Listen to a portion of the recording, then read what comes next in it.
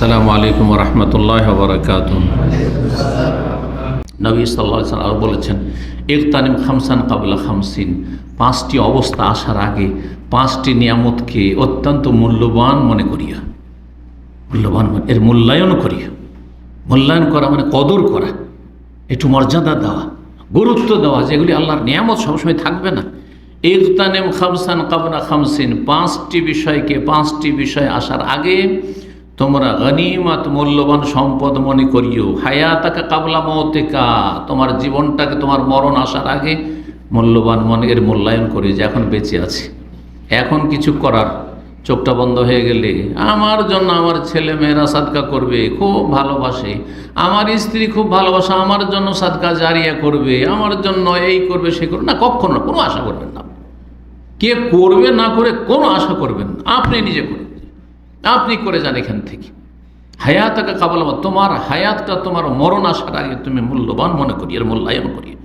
ও সেহাতকে কাবলা শোকমেক, তোমার রোগাক্রান্ত অসুস্থ হওয়ার আগে সুস্থতাকে বড় মূল্যায়ন করি, সুস্থতার কদর করি, মর্যাদা দিই। সুস্থ আছেন এখন, এই সময় আপনি ডিউটি করে এসেও আপনি দিন শিখতে পারছেন, বয়স হয়ে গেলে আর পারবেন না, তখন কাজই করতে পারবেন না, ডিউটি করতে পারবেন না আপনি। জি, তো ডিউটি করে আসার পরে আবার দিন শিখা বড় মুশকিল।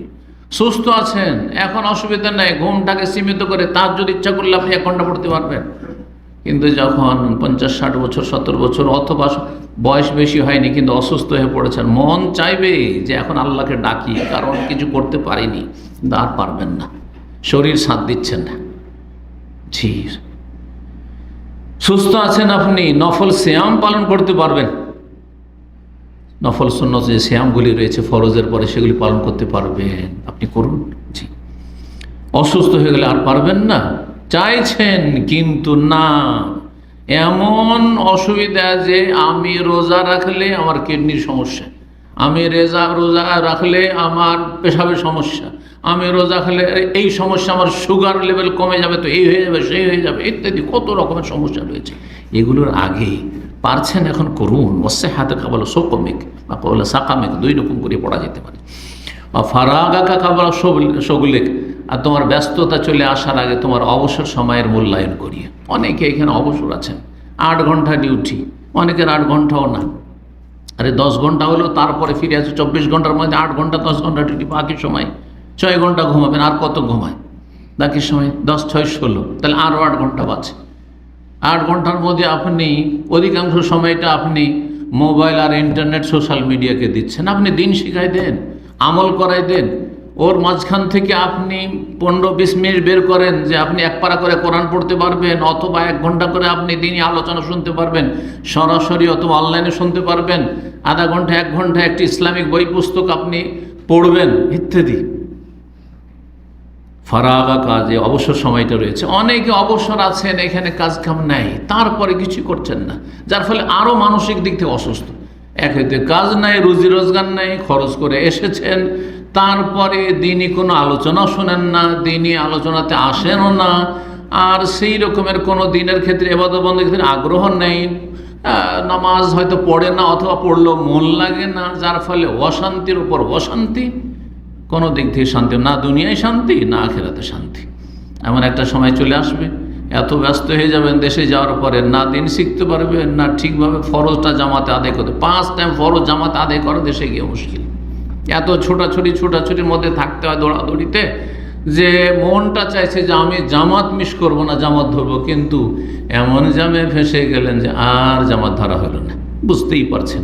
জি, যেখানে জন্ম নিয়েছেন, যেখানে বড় হয়েছেন, সেখানকার পরিস্থিতি বুঝতে পারছেন, সেখানকার ব্যস্ততা বুঝতে পারছেন, সেখানকার পরিবেশ এবং সমাজ বুঝতে পারছেন। সুতরাং আল্লাহ রাব্বুল আলামিন যেন অবসর সময়কে নেকির কাজে লাগাবার তৌফিক দান করেন। বলছেন শাবাবাকা কাবলা হারামিক, তোমার বার্ধক্য আসার আগে যৌবনকে মূল্যায়ন করিয়া। যৌবনকালে যখন সুস্থ আছেন, রক্ত গরম আছে, তখন যে ইবাদতবন্দি করে নেবেন, যেইভাবে ইলম শিখে নেবেন। ছোটোকালে যেগুলো আমরা মুখস্থ করেছি জীবনে ভুলব না, কিন্তু বড় হওয়ার পরে মুখস্থ করে বহুবার ভুলি, বহুবার পড়ি, কত পার্থক্য রয়েছে।